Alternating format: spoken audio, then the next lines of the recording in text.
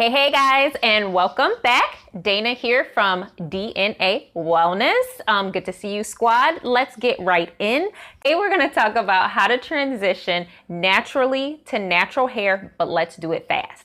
So really, today's video is going to be an accumulation of our last few videos put together, because really this is going to give you the powerhouse for having healthy hair and making that transition better. So if that's what you want to stick around for, be sure to stick around to the end of the video, because that's what we'll do. We will talk about 4 things that you're going to keep in mind when you are doing that transition. So let's get right in with number 1. So number 1, most naturalistas either do it 2 different ways. So either you do the big chop or you do the grow it out method, okay? So both of these can be crucially important in this natural hair journey, but whatever you do, commit to it, okay? So if you're gonna do the big chop, the wonderful benefits of the big chop is you're starting afresh, you're starting anew. You're gonna have those healthy hairs coming straight out of your head. You don't have to combat some of the things like heat damage and other problems that you have introduced to your hair already. So it just gives you that clean, nice ability to just have really virgin hair that you can nurture, love on, and grow the way it needs to grow. But a lot of people are a little afraid to do the big chop, right? So the other option is to just go ahead and let it grow out. But I want to be super transparent and honest. Understand that even if you do the grow out method, you will need to trim, okay?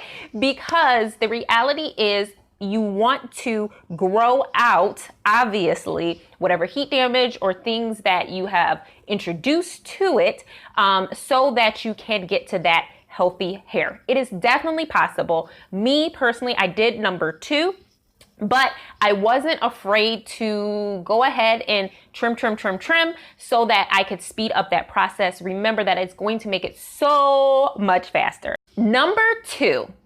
I want to really talk about your mindset, okay? So understand and partner with the fact that this is going to be a slow process, okay?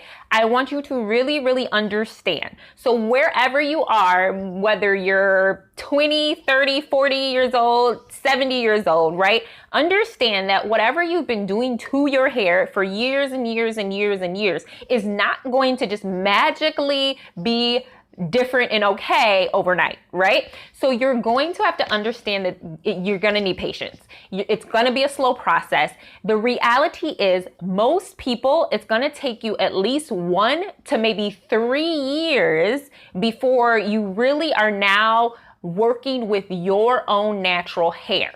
If you're not going to be able to invest that time, honestly, it's going to be even more of a struggle. You're going to have more damage, you're going to have more breakage, and you're not going to see the growth that you really want and really see the key of your actual hair, natural hair journey, okay? So commit yourself to understanding you need to be patient. The reality is, if you keep flip-flopping back and forth, you know, I'm going natural, then I put heat in it, I'm going natural, then I put heat in it, I'm going natural, then I put heat in it, you're going to have a slow, rough process, okay? So partner with the fact that it is slow and you need to be patient, but it's going to come along if you stick to it and if you keep going.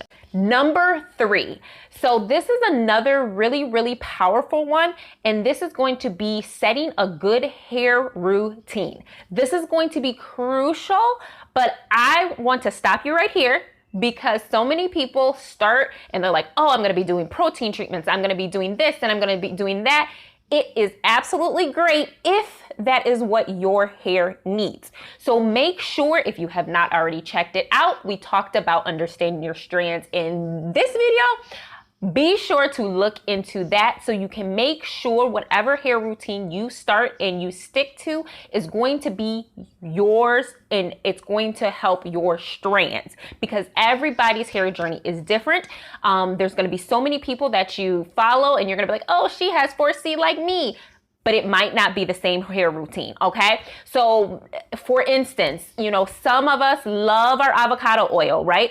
Some of us, it does nothing for our hair. Some of us love our coconut oil. Some of us does nothing for our hair. So you're going to have to listen to your hair and figure out what type of routine is going to be best for your hair type. And in that hair routine, this is pretty much for everybody. Understand that you're gonna probably have to wash your hair at least once a week. This is a commitment, guys. I'm telling you, right? So at least once a week, because again, in the beginning of this journey, you have to retrain and rethink that hair, okay?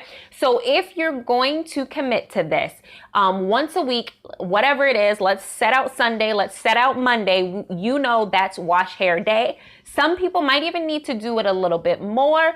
Again, you gotta listen to your hair, but on average, about once a week is going to be good to make sure you're getting a good love on that hydration and moisture into your hair. So once a week, whatever routine that's gonna be, maybe it's a protein treatment every other time, maybe it's a hot oil treatment, whatever your hair is going to need, because understand it's super, super fragile in the beginning of that process. So all of those damage at the ends of that hair is going to want to break. It's very fragile. You have to love on your hair. You have to be super careful with it. Understand that it's super, super sensitive. So it's going to need more love than you're normally used to giving to it. So be prepared for that. Number 4. So this is another one that we absolutely talked about. So check out that video where we talked a little bit about protective styles that actually protect, okay? Because here's the other thing. In this transition, especially in the beginning, you are gonna have some days where you're like, what happened, right? Like, I just did that twist out and my hair looks like, who did it and why, right? So you are going to have those days. So you are going to want to have some different protective styles in your back pocket, again, that are going to be good for your hair. Remember, it's fragile. Remember, it's sensitive. So you don't want heavy things in your hair. But simple things like maybe like Bantu knots might be a great fix. Or something simple like hair scarves. Keep them on hand. Absolutely love them, right? Wigs might be a period where you might have to, in that transition, gravitate to, because you want to protect that hair as it's going through this journey. Protection is so, so crucially important. Remember that, okay?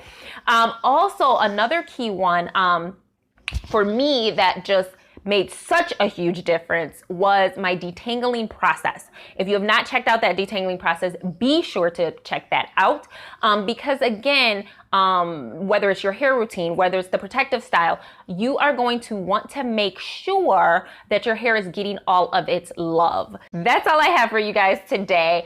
I hope that is helpful. Start your natural hair journey today.